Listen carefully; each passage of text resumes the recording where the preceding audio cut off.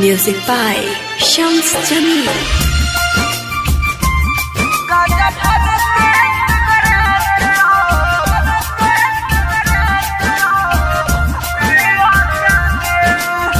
Mix by Palvi Recording Studio, मठिया मोड़। क्या नाम है आपका? जय जय राम।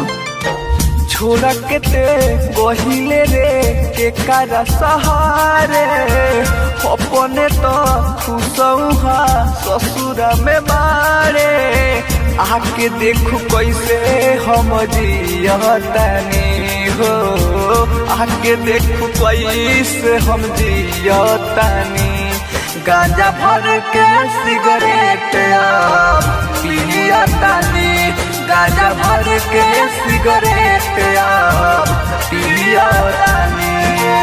बहादुरपुर बहादुरपुर बहादुरपुर बहादुरपुर हनुमान मंदिर के पास। Contact number 9877257284।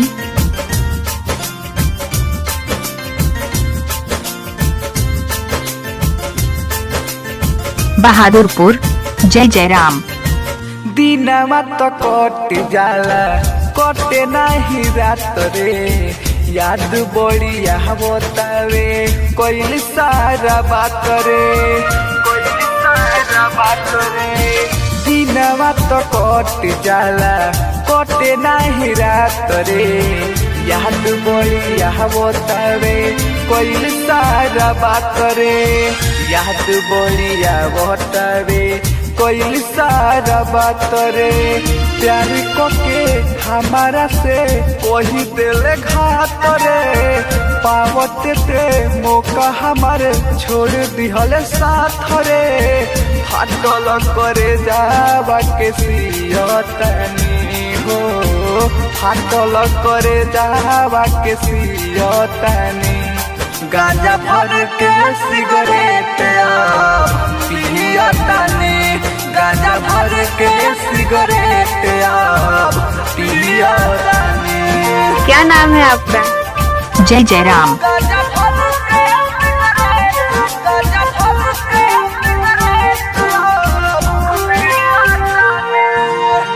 Mix by Palvi Recording Studio, मठिया मोड़। बहादुरपुर हनुमान मंदिर के पास।